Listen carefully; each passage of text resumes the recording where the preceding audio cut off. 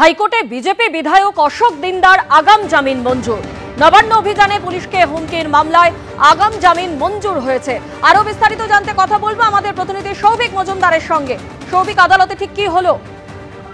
দেখো, নবান্ন অভিযান সহ একাধিক জায়গায় অশান্তির ঘটনায় অশোক দিন্দা সহ 4 জন বিজেপি নেতার বিরুদ্ধে পুলিশের তরফ থেকে এফআইআর করা হয় এবং সেই এফআইআর কে চ্যালেঞ্জ করে তারা কলকাতা হাইকোর্টের দ্বারস্থ হন এবং সেই মামলাতেই কিন্তু আজকে অশোক দিন্দার যে আগাম জামিনের আবেদন ছিল সেই আগাম জামিনের আবেদন মঞ্জুর করা হয়েছে এবং মাননীয় বিচারপতি জয় সেনগুপ্ত তিনি এই আবেদন মঞ্জুর করেছেন। এর পাশাপাশি বিজেপি নেতা কালী খটিক তার বিরুদ্ধেও আগামী 22শে আগস্ট পর্যন্ত কোনো রকম কড়া পদক্ষেপ গ্রহণ করা যাবে না, এটাই কলকাতা হাইকোর্টের নির্দেশ। এছাড়াও তুমি জানো যে অর্জুন সিং তিনিও কলকাতা হাইকোর্টে এসেছিলেন যে এফআইআর করা হয়েছে সেই এফআইআর খারিজ করার জন্য এবং অর্জুন সিং এর সঙ্গে একই আবেদন নিয়ে শঙ্কুদেব পণ্ডা তিনিও কলকাতা হাইকোর্টে এসেছেন। ফলত তাদের যে মামলা রয়েছে সেই মামলার শুনানি আগামী 21শে আগস্টের পরে হবে।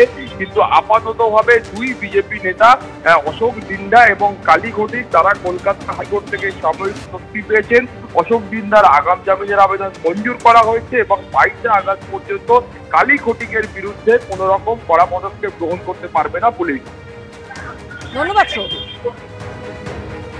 কোথাও ভুরি ভুরি মৃত ভোটার, কোথাও আবার তালিকায় নাম থাকা ভোটারের অস্তিত্বই নেই, কোথাও আবার খোদ পঞ্চায়েতের তৃণমূল সদস্যের বাড়িতেই ভুতুড়ে ভোটারের হদিশ মিলেছে। ভোটমুখী পশ্চিমবঙ্গের ভোটার তালিকায় এমনই বিবিধ অভিযোগ সামনে আসছে আর যা নিয়ে বাড়ছে তরজা। কোথাও ভোটার তালিকায় মৃতরা হয়ে উঠেছেন জীবিত, কোথাও আবার খোদ পঞ্চায়েতের তৃণমূল সদস্যের বাড়িতেই ভুতুড়ে ভোটারের অভিযোগ। ভোটমুখী পশ্চিমবঙ্গের ভোটার তালিকায় এমনই নানা অভিযোগ সামনে আসছে। তৃণমূল পরিচালিত ব্যারাকপুর 2 নম্বর ব্লকের বিলকান্দা 2 নম্বর গ্রাম পঞ্চায়েত। বিজেপির অভিযোগ, পঞ্চায়েতের তৃণমূল সদস্য পরেশচন্দ্র শীলের পুত্রবধূর নামে 2টি ভোটার কার্ড রয়েছে।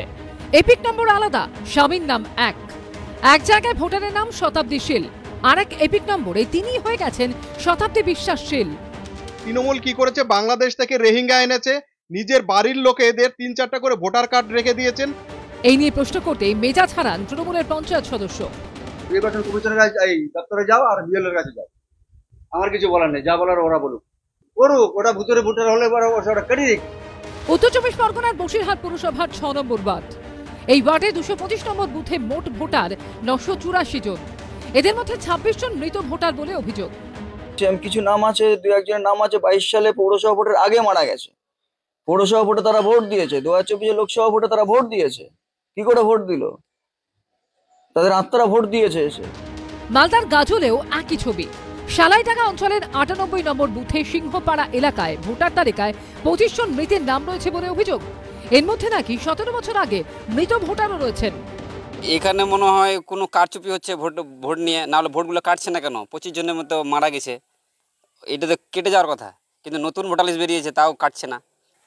আসলে এগুলো কিছু না, এগুলো ভোট চুরি হচ্ছে। উত্তর দিনাজপুরের ডালখোলাতেও 7 বছর আগে মৃত্যু হওয়া ব্যক্তির নাম জলজল করছে ভোটার তালিকায়। আমরা তো পুরসভায় কাগজপত্র সবই জমা দিয়েছি ভোটার লিস্ট থেকে নাম কাটানোর জন্য, তারপরেও কাটেনি। না, হ্যাঁ, তারপরেও কাটেনি। শুধু মৃত ভোটারদের নামই নয়, তালিকায় নাম থাকা অনেকেরই বাস্তবে কোনো অস্তিত্ব নেই বলে অভিযোগ উঠেছে। যেমন মেদিনীপুর সদর ব্লকের 131 নম্বর বুথ মালিয়ারা এলাকার ভোটার তালিকার 29 নম্বরে নাম রয়েছে রবীন্দ্রনাথ অধিকারীর, কিন্তু এই নামে এলাকায় কেউ থাকেন না বলে দাবি স্থানীয়দের। রবীন্দ্রনাথের পিতা দেওয়া আছে, রবীন্দ্রনাথ অধিকারী, এই নামে কেউ নেই, কোনো ব্যক্তি নেই। কত বছর ধরে মোটামুটি দেখেছেন যে এই নামে কেউ নেই? 10 বছর। সব মিলিয়ে ভুতুড়ে ভোটার নিয়ে বিতর্ক দিনে দিনে বাড়ছে। সমীরণ পাল, অভিজিৎ চৌধুরী ও সৌমেন চক্রবর্তীর রিপোর্ট, এবিপি আনন্দ।